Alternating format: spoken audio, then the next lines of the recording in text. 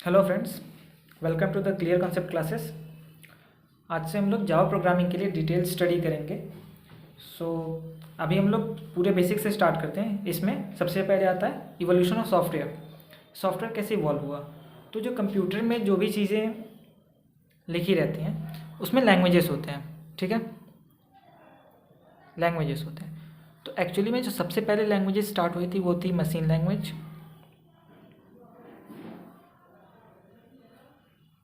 Machine language में थी। Machine language से वो आगे बढ़ी असेंबली लैंग्वेज में, ठीक है। एंड असेंबली लैंग्वेज के बाद से जो लैंग्वेजेस डिफाइंड हुई थी वो थी हाई लेवल लैंग्वेज।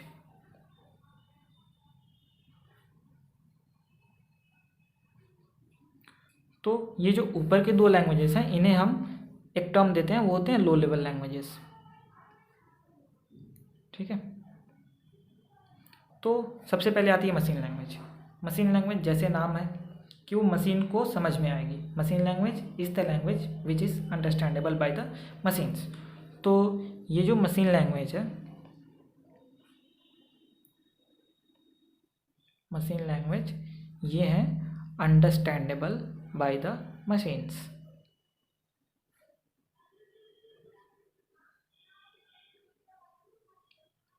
मतलब मशीन कौन सी लैंग्वेज समझती हैं ये हमें जाननी पड़ेगी। तो मशीन जो है ये बाइनरी फॉर्म ऑफ लैंग्वेज समझती हैं। बाइनरी मतलब कि वो ज़ीरोस एंड वंस, ये जो दो हैं इन्हीं के कम्बिनेशन होते हैं मशीन लैंग्वेज में, ठीक है। अब हुआ ये कि मान लो अब हम प्रोग्राम किया जाए मशीन लैंग्वेज में, अब तो 0 1 हम लिखते रहेंगे, वो तो समझ में आना नहीं है हम लोग को, वो तो सिर्फ मशीन समझेंगे। तो उसके आगे जो लैंग्वेज डेवलप हुआ वो थी असेंबली लैंग्वेज, ठीक है, असेंबली लैंग्वेज।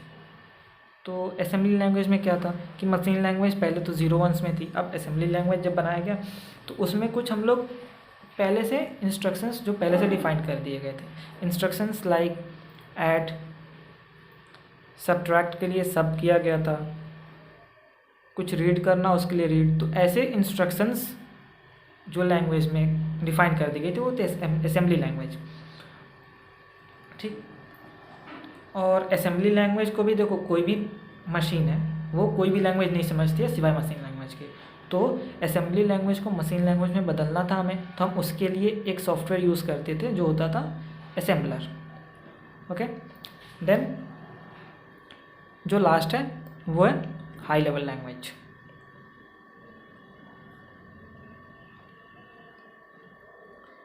अब हाई लेवल लैंग्वेज क्या है। तो ऐसा लैंग्वेज जो इंग्लिश कीवर्ड्स का यूज़ करता है, इंग्लिश कीवर्ड्स का यूज़ करता है, means the language which is completely understandable by the human, ठीक है। जो हम लोग जो लैंग्वेज को समझते हैं और मशीन को हम इसी लैंग्वेज में इंस्ट्रक्शंस देते हैं, वो होता है हाई लेवल लैंग्वेज, ओके। अब हाई लेवल लैंग्वेज का भी तो यही हो गया कि मशीन तो समझेगा नहीं, तो इसे हाई लेवल से लो लेवल में कन्वर्ट करने के लिए हम जो सॉफ्टवेयर्स यूज़ करते हैं वो होता है कंपाइलर एंड इंटरप्रेटर, ठीक है। ये जो तीन चीज़ें हैं असेंबलर, कंपाइलर और इंटरप्रेटर, ये अपने करस्पॉन्डिंग लैंग्वेज को मशीन लैंग्वेज में बदलते हैं ताकि मशीन उसे समझे, ठीक है। असेंबलर क्या करेगा, असेंबली लैंग्वेज को मशीन लैंग्वेज में कन्वर्ट करेगा। कंपाइलर जो है हाई लेवल को भी मशीन में करेगा और इंटरप्रेटर भी हाई लेवल को मशीन लैंग्वेज में करेगा। तो अब ये अब दो हैं तो दोनों का कुछ तो अलग अलग डिफरेंस तो होगा ही। तो कंपाइलर और इंटरप्रेटर में डिफरेंस क्या है हम ये देखते हैं। तो जो हम कोड लिखेंगे और जब उसे कंपाइलर से हम कन्वर्ट करते हैं तो कंपाइलर क्या करता है, कंपाइलर कंप्लीट कोड को एक बार में ही, कंप्लीट कोड को एक बार में ही कन्वर्ट कर देगा, किसमें, मशीन लैंग्वेज में। Compiler converts the complete code into machine language at once, but जो सेकंड आता है वो है इंटरप्रेटर। इंटरप्रेटर क्या करेगा, ये भी तो सेम काम करेगा, मशीन हाई लेवल लैंग्वेज को मशीन में बदलेगा, बट ये जब कन्वर्ट करेगा तो convert code into low level language, या हम लिखते हैं मशीन लैंग्वेज में, तो 1 लाइन एट ए टाइम करता है, ठीक है। Interpreter converts high level language into machine language, but it converts 1 line at a time, okay. So अभी हमने पहले 3 लैंग्वेज की बात की, तो इसमें हम लोग जो जावा प्रोग्रामिंग में जो लैंग्वेज यूज़ करेंगे वो हाई लेवल लैंग्वेज होगा, इसलिए Java is high level programming language, okay. अब हम लोग ये देख लेते हैं कि हाँ, प्रोग्रामिंग अलग अलग तरीके से की जाती है, ठीक है। मतलब हम उसे कहते हैं paradigm.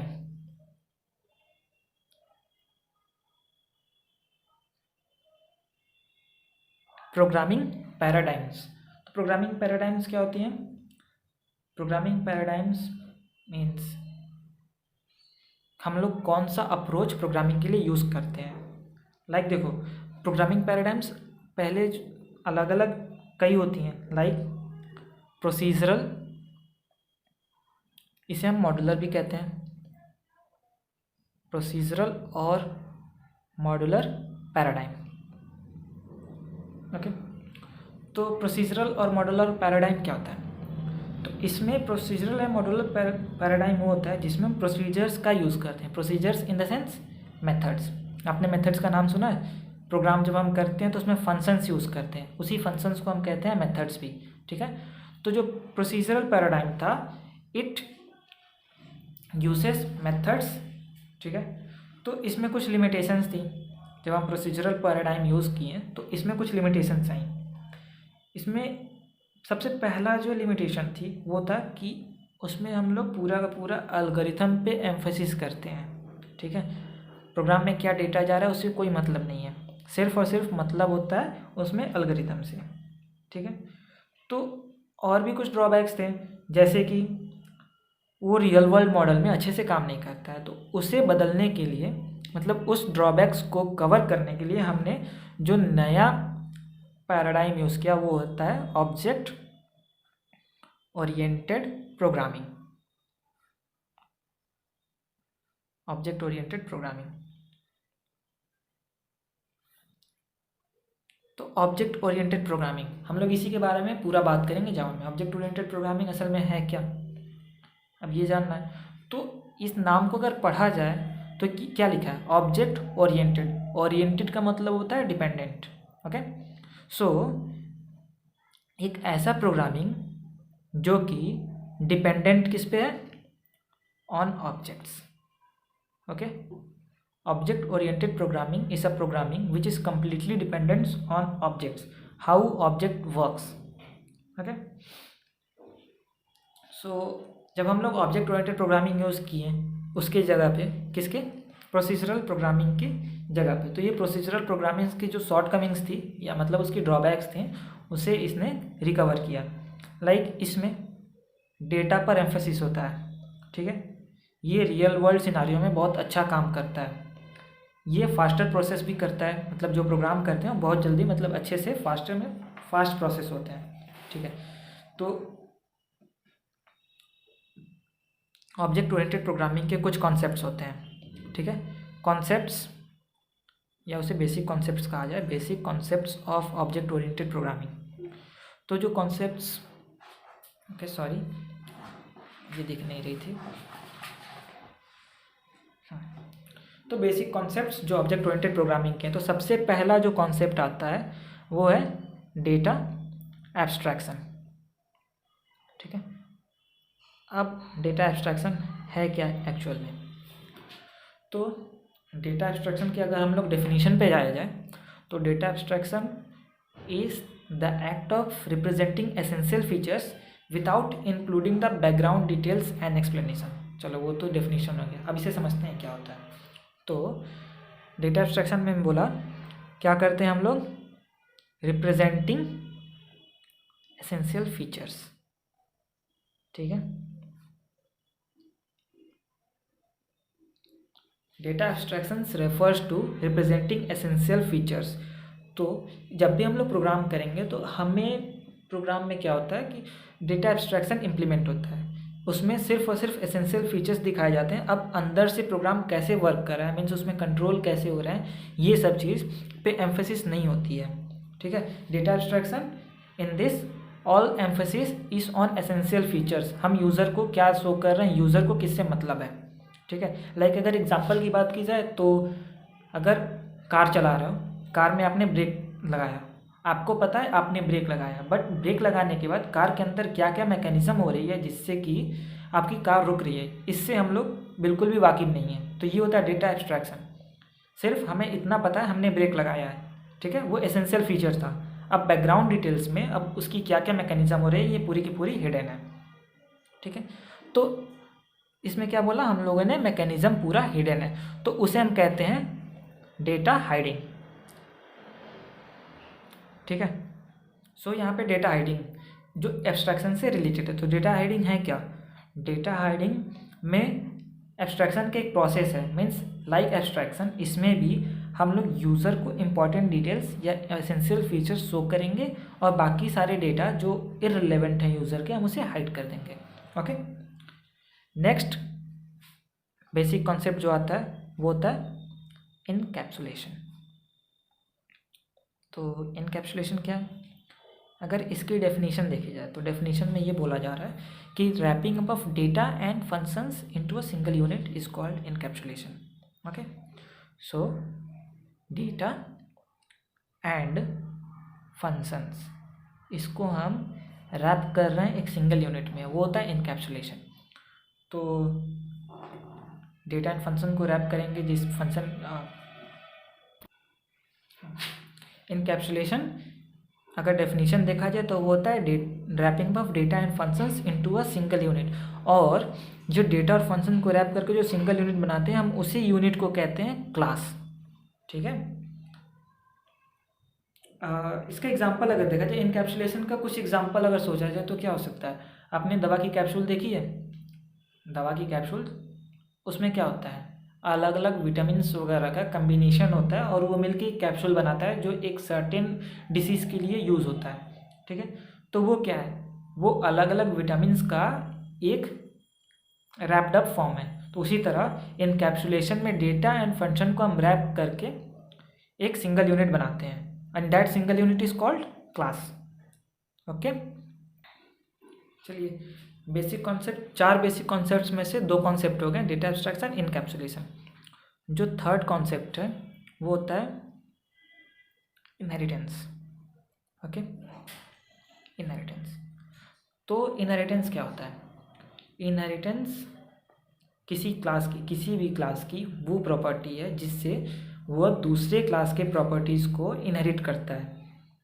Inherit in the sense दूसरे क्लास के डेटा एंड फंक्शंस को यूज़ करता है, ठीक है। Inheritance is the property of a class to inherit the data and functions of another class,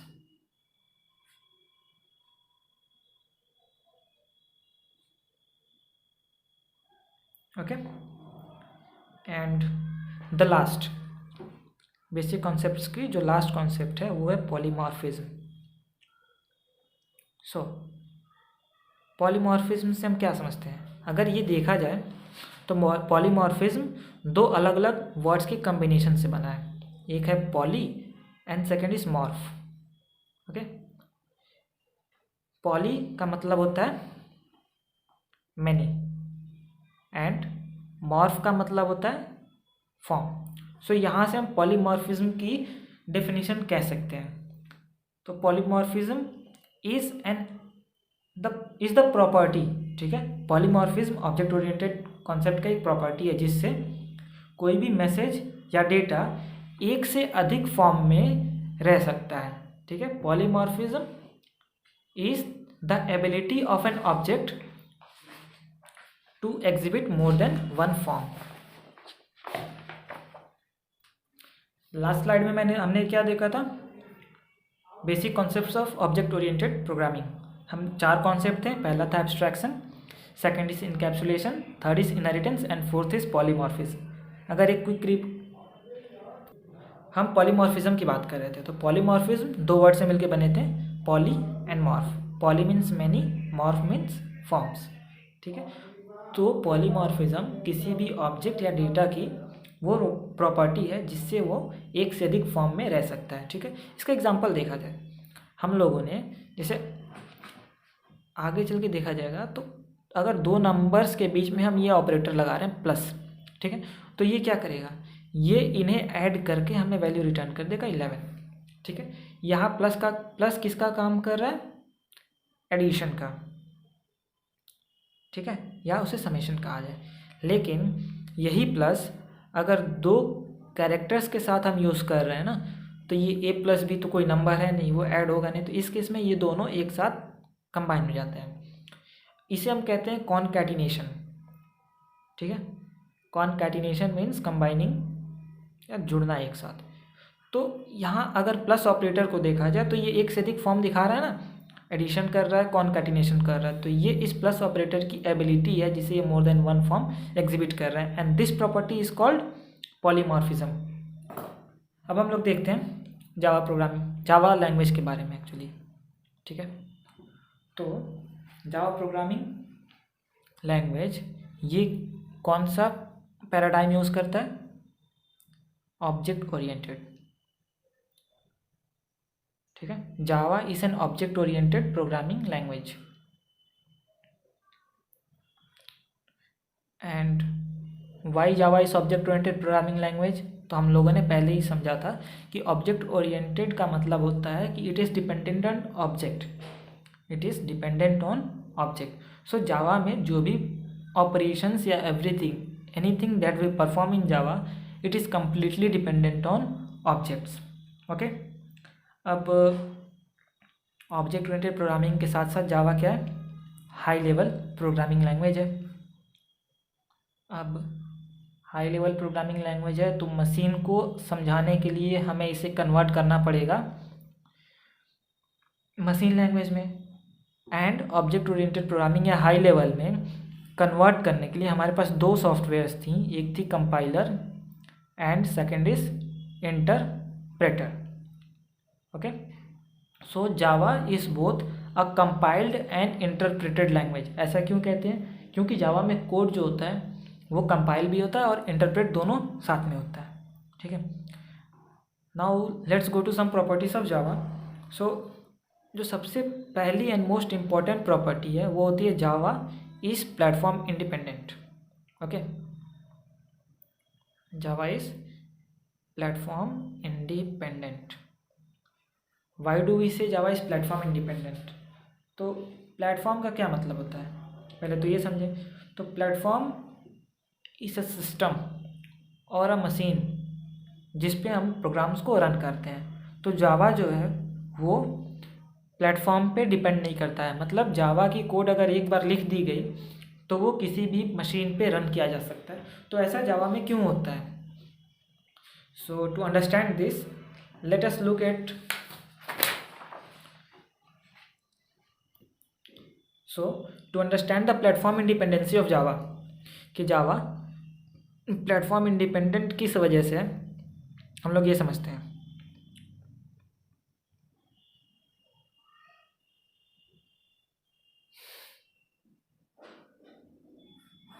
okay, चलिए अब हम लोग समझते हैं जावा प्लेटफॉर्म इंडिपेंडेंट क्यों है। तो जब भी हम जावा में कुछ भी कोड लिखेंगे, any code that we write in a program, हम इस कोड को क्या कहते हैं, ये होता है सोर्स कोड, ओके। अब जावा हाई लेवल लैंग्वेज है तो ये तो मशीन समझेगा नहीं, तो ये कन्वर्ट होता है मशीन अंडरस्टैंडेबल कोड में कंपाइलर के थ्रू। इस सोर्स कोड को हम कंपाइल करते हैं तो ये जो बनता है ये ज़ीरोस एंड वंस के फॉर्म में कोड रहेगा, हम इसे कहते हैं बाइट कोड जावा में, ठीक है। This is the byte code. Now platform independent Java था, ओके। तो होता ये है कि ये जो बाइट कोड है, इस बाइट कोड को हम किसी भी मशीन पे ले जाके यूज़ कर सकते हैं और इसके लिए उसे जेवीएम चाहिए होता है, okay. JVM means Java virtual machine,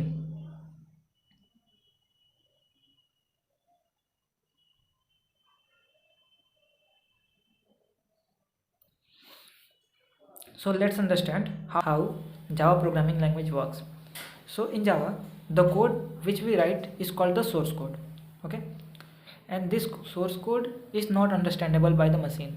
So to convert this code to machine language, we use the compiler, and the result means the machine language form of code which we get, we call that as the bytecode.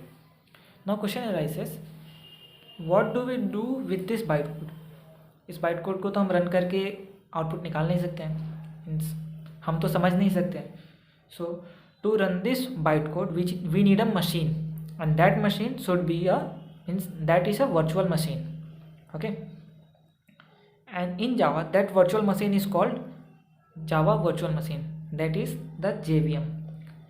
Then this bytecode can be run on the JVM, and the JVM can run only bytecodes, nothing else.